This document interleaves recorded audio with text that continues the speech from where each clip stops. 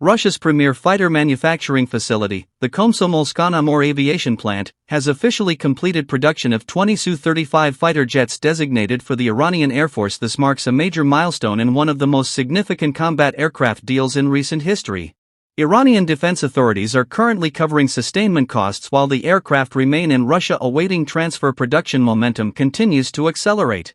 An additional 10 Su-35 fighters are scheduled to roll off the assembly line before the end of this year, bringing the total completed batch to 30 aircraft. The full contract encompasses 48 Su-35 fighters, representing Iran's largest fighter acquisition since the Cold War era. Leaked procurement documents value the entire package at approximately $6 to $6.5 billion, including advanced avionics and electronic warfare systems. Deliveries are expected to occur between 2026 and 2028. However, a critical factor currently delaying the transfer is infrastructure damage at Hamadan Air Base, which is designated to host the incoming fleet.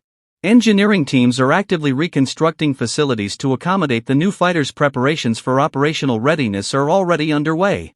Yak-130 advanced trainer aircraft began arriving in Iran during September 2023, specifically intended to prepare pilots for transition to the Su-35 platform. Advanced flight simulators are also expected to be delivered before the fighters arrive. The Su-35 brings transformative capabilities to Iran's aerial warfare posture. With a combat radius approaching 2,000 kilometers, the aircraft can conduct deep penetration strikes across vast distances.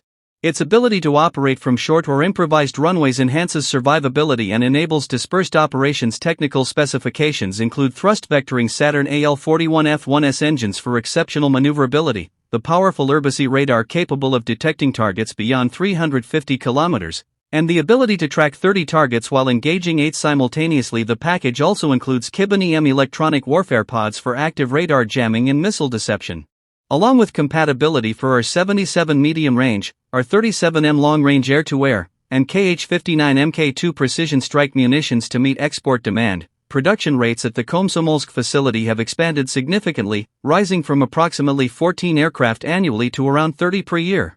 This surge ensures timely fulfillment of international orders while maintaining deliveries for domestic requirements. As the first batch of Su-35s nears deployment, this acquisition signals a fundamental shift in regional air power dynamics, providing capabilities that could reshape aerial deterrence across the Middle East for decades to come. Thank you for watching To The Ultra Defense.